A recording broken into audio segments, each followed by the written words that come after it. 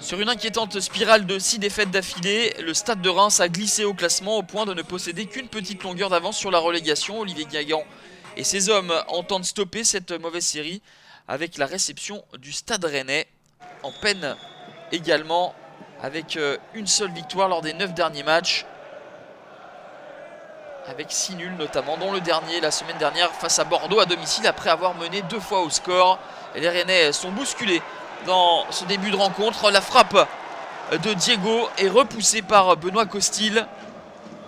Une opportunité pour les Rennais avec ce ballon à destination de Grosicki.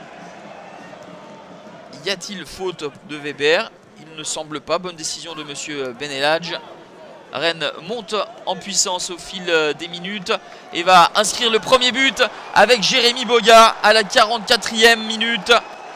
Premier but, première titularisation pour cet international U19 français prêté par Chelsea. Mais remarquable séquence des Rémois. Belle inspiration de Camille Grosicki avec cette déviation de la poitrine dans la course de Jérémy Boga. Ça fait 1-0 pour Rennes à la pause au terme d'un bel enchaînement collectif. Jusqu'alors, les deux formations s'étaient jaugées. Aucune n'arrivait à prendre réellement l'ascendant sur son adversaire. Et Jérémy Boga qui marque sur sa première titularisation, comme l'avait fait la semaine dernière Ousmane Dembélé contre Bordeaux. Et Reims va égaliser juste avant l'heure de jeu. Un incroyable oubli défensif de la part des Rennais.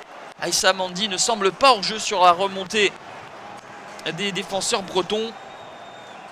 Et le capitaine rémois Aïssa Mandi qui marque son premier but de la saison et trompe Benoît Costil. Un but partout. Cette partie est complètement relancée. Mais cette partie va peut-être basculer avec ce carton jaune pour Kankava. Le deuxième pour le Géorgien. Monsieur Benelage exclut le milieu de terrain rémois. Il restera 25 minutes à jouer pour les Rémois en infériorité numérique. Son entraîneur Olivier Guingamp rejoindra les tribunes, également exclu par monsieur Benelage. Mais un de moins de Préville.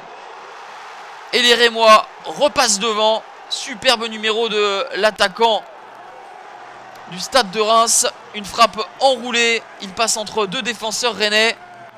Et c'est sous la barre de Benoît Costil. 2-1. La satisfaction d'Olivier Guingamp. Ces hommes réussissent un superbe coup à un de moins. Et Ngog pour De Préville.